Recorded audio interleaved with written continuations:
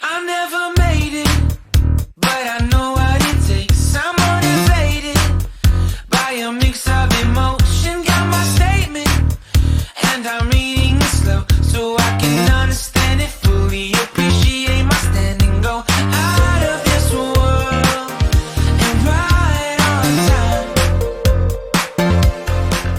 time. Those who don't know me, my name is LaShawn, and this year on May 5th, I had weight loss surgery, specifically the gastric sleeve procedure. Now, through many phases of diets and exercise, I realized I needed something or a tool to help me with weight loss, as I've been overweight/obese for most of my life.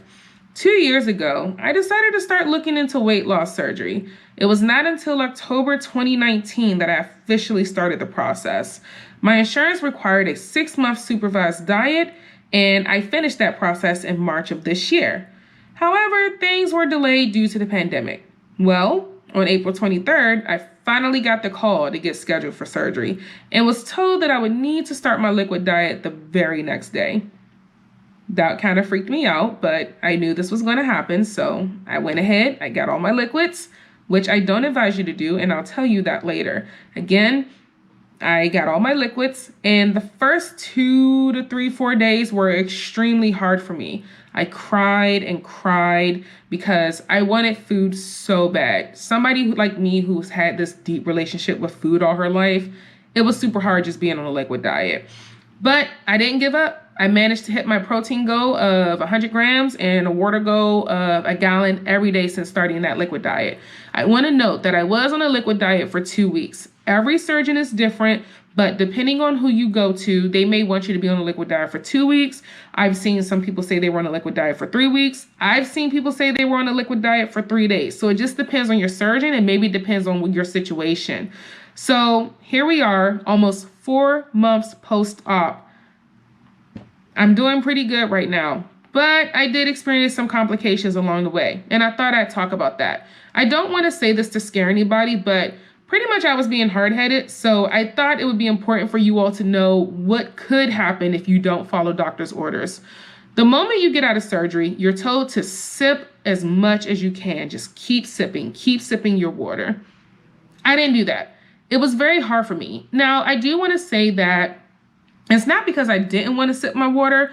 Water made me very uncomfortable. I had no desire to eat or drink anything after surgery. So the fact that I had to keep sipping an ounce every 15 minutes was very frustrating to me. So the first 2 to 3 months after surgery were really hard for me. I was not meeting my protein goal. I was not meeting my fluid goal. I ended up getting pretty sick, ended up suffering from some acid reflux. So that sucked. Because of me not drinking my fluids or getting my protein in, I was getting pretty malnourished. So my doctor put me on something called TPN, which is total parenteral nutrition. It goes through a PICC line. Think of a PICC line like an IV. I ended up getting an IV and I had to wear it for almost 3 to 4 weeks, 24 hours nonstop. I couldn't take a break. I was hooked up to an IV bag and a book bag. It was very frustrating. So I ended up doing that, but I'm super happy to say that as of today, I am doing so much better. I've been able to drink at least 64 ounces of water, and I'm eating over 1,200 calories a day.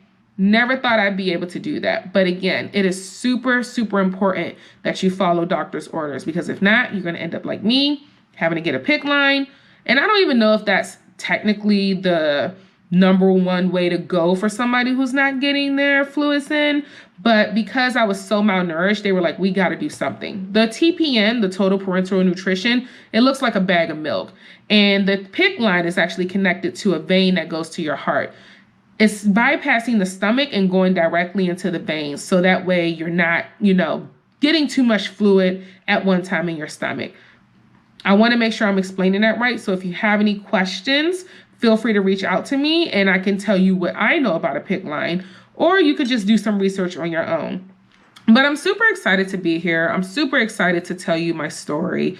I want this YouTube page to be very inspiring to other people who are either looking into weight loss surgery or people who may have already had weight loss surgery.